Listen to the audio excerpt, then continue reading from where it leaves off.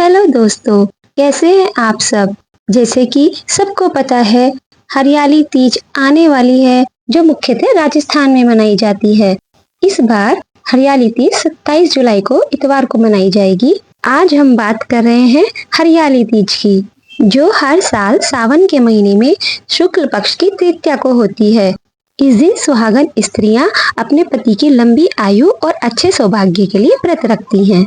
और जो कुंवारी कन्याएं होती हैं वो मन चाहा वर पाने के लिए व्रत रखती हैं।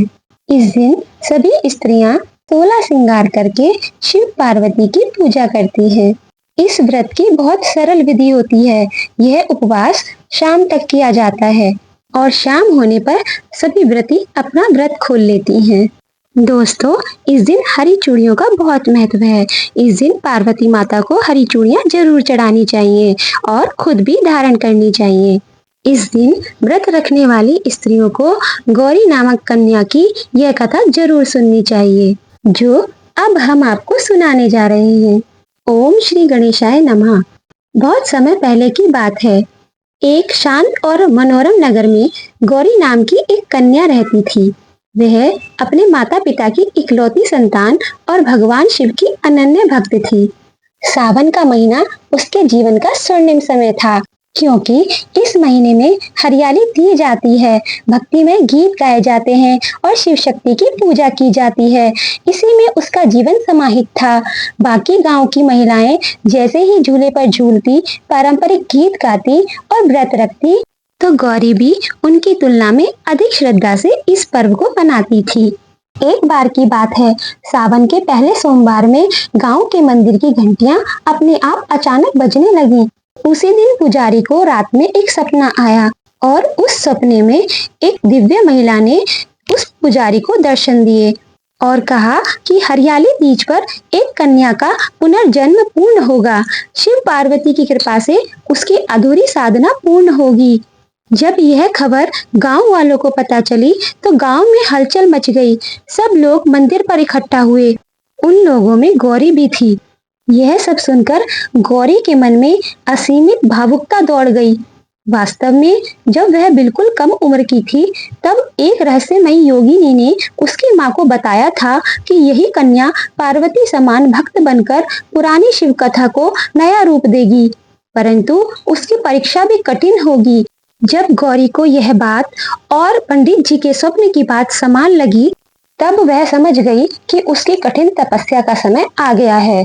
उसने निर्जल व्रत रखा, मिट्टी के शिव पार्वती बनाए और उनको चंदन, फूल, बेलपत्र अर्पित किए और गंगा जल चढ़ाकर मंत्र जप किया।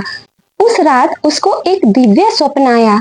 हिमालय जैसी विशाल गुफा में तपस्या करती पार्वती ने कहा, हे पुत्री, तुम उसी आत्मा की पुनर्वृत्ति हो जिसने पिछले जन्म में मेरी तपस्या की थी। उस जन्म में तुम्हारा कार्य अधूरा रह गया था, पर अब इस जन्म में इसे पूरा करना है। गौरी के कानों में मधुर शब्द गूंज रहे थे और आंखों में श्रद्धा के आंसू बहने लगे थे।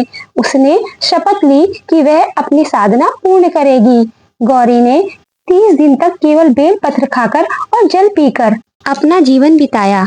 हर रोज मंदिर में घंटों ध्यान करती, आंखें बंद कर शिव शक्ति की उपासना में लीन रहती। एक रात जब वह गहन ध्यान में थी, अचानक आसमान से एक दिव्य प्रकाश उतरा और एक वृद्ध साधु प्रकट हुए और गौरी से बोले, हे कन्या, मैं भगवान शिव का गण नंदी हूँ। प्रभु ने तुम्हारी पूजा से प्रसन्न होकर तुम्हें दर्शन देने का वचन दिया है। पुत्री, मार्ग कठिन है, पर सफलता का द्वार भी यहीं से खुलेगा। गौरी उस दिव्य अनुभूति में नंदी के चरणों में लीन हो गई। उसी समय आकाश से भारी वर्षा होने लगी, लेकिन गौरी का ध्यान स्थिर बना रहा। उसका शरीर ठहर गया, चेहरे पर अलौकिक शांति थी। अचानक मंदिर में तेज प्रकाश फूटा, तीव्र गंध फैली। सबने देखा, गौरी के चारों ओर पवित्र सर्प मंडरा रहे थे और शिवलिंग से तेज चमक फूट पड़ी। शिव और पार्वती स्वयं प्रकट हुए और पूर्ण विधि से गौरी की साधना स्वीकार कर ली।